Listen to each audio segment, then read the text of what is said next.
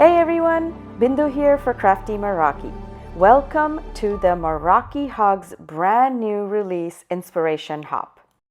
I am hopping along with some amazing crafty friends today to inspire you to create using these new release products. For my inspiration project today, I'm sharing with you this gorgeous shadow box that I made with the help of these brand new Meraki Artisan Rose Flora dies. We are introducing gorgeous brand new layering style Flora dies with this release. This particular die has a rose flower, 2 rose buds, and a couple of leaves all included in this die set. Once you open the packaging, you will see this beautiful layering guide that helps you step by step how to assemble the rose, the bud, as well as the leaves. All you have to do is follow these simple steps and attach each layer as shown in this guide. Another way to line up your florals is there's this triangle cut that the dies leave in your die cuts. These triangles can be lined up on their own. So all you do is you line up the triangles. You'll see me do that here in a second, but you line up the triangles and you layer up the flowers and they line up perfectly. You can also use these steps where the black outline is shown, and that'll also help you line up the dies in addition to using the triangle guidelines. It seems complicated, but it's not. It's very, very, very easy to put together. Okay, so for my project, as I said, we're making a shadow box. I have this brand new shadow box that I got from Amazon that we're going to be using to make our project. First step, I used my rose dies and I cut out a few cardstock, white cardstock, 110 pound. This is quite heavy cardstock that I used. So I die cut a few times with 110 pound white cardstock, my rose flower dies. I'm getting my shadow box ready as well so that it's good to go once our flowers are ready and made. This shadow box has a backer which we're going to use. However, I used another 110 pound cardstock and I cut out the exact size of the backer. This way we don't have to glue our flowers directly to the backer, and we can actually simply replace out the cardstock that we are just using now in case we want to change our wreaths. We want to make it seasonal. So I kept it open so that I can always change out the flowers as need may be. So as I said, I used white cardstock and I die cut the roses a few times so that I have a lot of pieces ready and handy as we're ink blending. Our next step is to take these die cut pieces and ink blend using our rainbow color scheme. I used a few different colors of Pinkfresh Studio inks, and I will list all of the colors that I used in the description below. But you can also see the colors that I'm using on screen as I'm ink blending in my next step. For now, I'm getting my die cut cardstock ready to be able to ink blend. So for my next step of ink blending, I am using Pinkfresh Studio inks once again, and I'm starting with my base layer.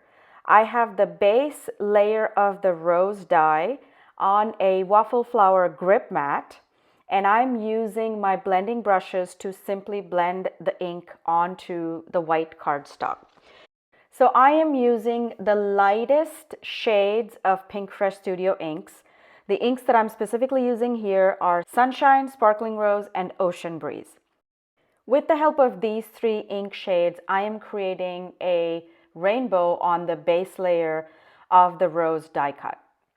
One important tip here is to make sure you wipe down your grip mat in between the layers as you're ink blending.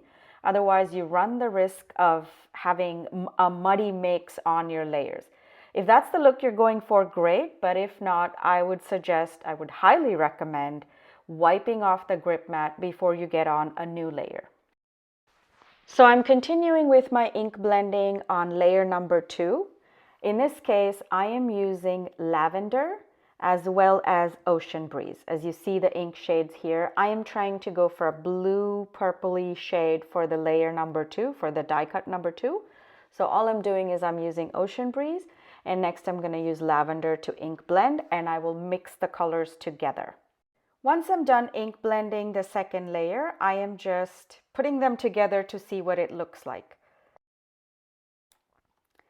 So far it looks good, so I'm going to keep going on with my ink colors. All I'm doing from this step on forward is I am simply adding ink, the same color families. I'm using different shades in the rainbow, and I'm adding ink down to each individual layer as I'm going through. But still remember to wipe down the grip mat in between each layer of ink blending so you don't get the colors muddied up.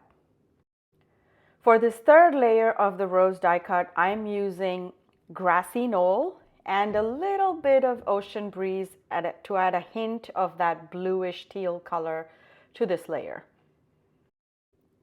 For the next layer, I'm using a little bit of the sunshine yellow as well as a little bit of the green grassy knoll. I'm blending the yellow and the green together to give it sort of a deeper olive kind of looking shade for the fourth layer. For this next detailed layer, I am using a plain white glitter cardstock that I had in my stash, and I die cut that little piece with glitter cardstock. And I'm using that layer as is with just the plain white on top of this rose that we're building so far. I just want to add a little bit of white to kind of tone down and bring all the colors together. But at the end of the day, this is a rose. A rose is a rose. So feel free to experiment, choose the colors that you like. This is just what I liked, and this is just what I felt like today. So I am just using these specific colors. From this point out, all the steps are going to be exactly the same. I am taking each individual layer and I'm ink blending and I'm assembling it without glue temporarily to see what it looks like. I'm adding color, I'm assembling, and I'm taking a look to see whether I'm liking the look or if I need to change up something. You can't see it on the camera here, but off camera to my left is the layering guide that I had shared earlier. That layering guide is what's helping me put these things together. So I have the layering guide off to my left, and I'm picking the next layer from my die cut white cardstock, and I'm just ink blending layer after layer after layer. As I said, it seems complicated, but it really isn't. All you're doing is you're following the layering guide, you're adding color, and in some cases I'm using just plain white glitter cardstock that I used to die cut those little pieces.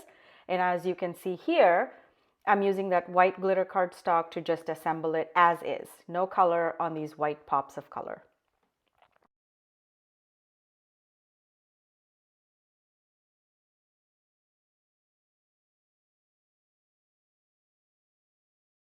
So this next step is where our flower is going to come together as a whole. I'm actually going to start gluing down each layer with the help of Barely Arts glue.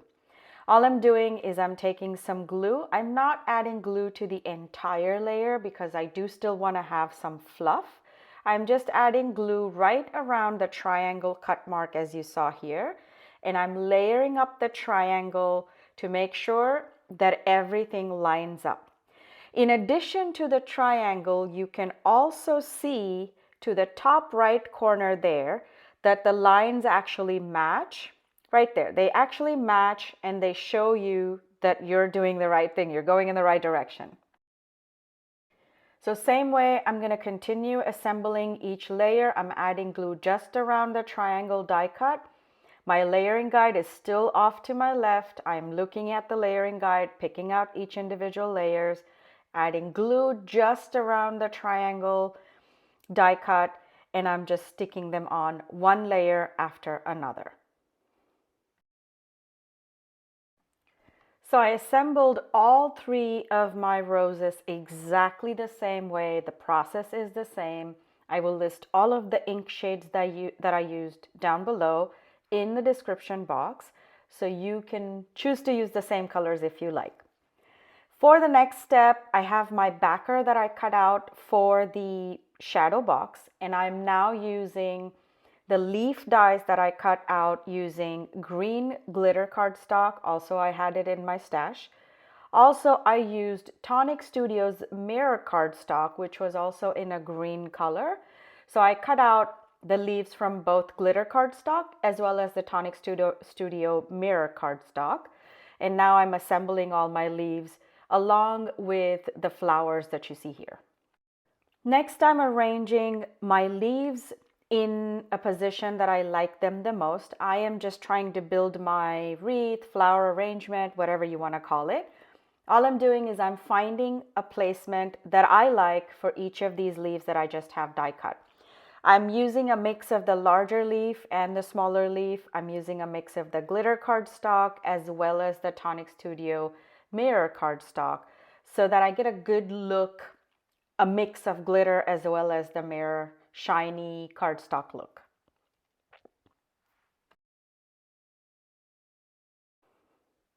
Once I'm satisfied with the look of how my wreath looks, now comes the fun part. Now we're actually going to start gluing everything together. But before I do that, I want to keep my layering intact. I work hard to find my placement. I found exactly how I want the flowers and the leaves to be. So now I'm going to take press and seal, the one that we use in the kitchen, and I'm literally going to cover up the whole entire arrangement, and I'm going to press down. I learned this trick from Erica.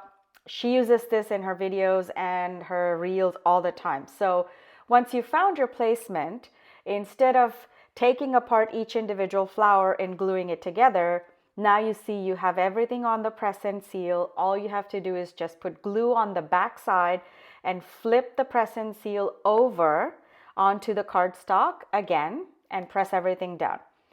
Once you have the glue in place, the flowers are going to stick, and now you can peel off the press and seal when everything's ready. Once the flowers and the leaves are all stuck to my backer, now I am going to embellish these flowers a little bit more using Crafty Meraki Sparkle Gems. I'm using Green Illusion and Rose Garden as the sparkle illusions that I chose. I'm just adding bling randomly using my Bling Buddy, which is the gem picker-upper tool from Crafty Meraki.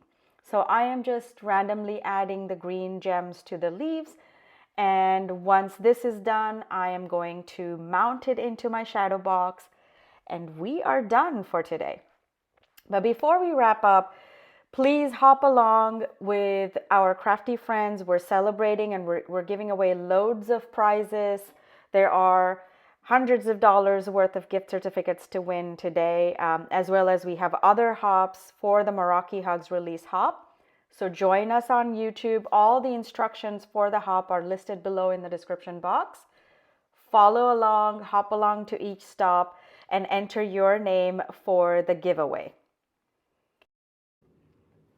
I hope you enjoyed my project today.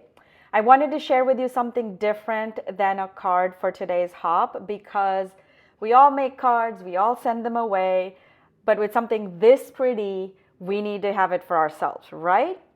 I am going to try to get this into my craft room, into my studio, and I'm going to try to put it up on the wall unless my kids first come and steal it away from me, which is a very, very likely thing. I might have to make 3 of these just so that all of us have one each for ourselves. I hope you enjoyed the project today. Please hop along. Please like and comment below if you like this project. If you want to see more of these from me, let me know, and consider subscribing to our channel. See you next time. Bye.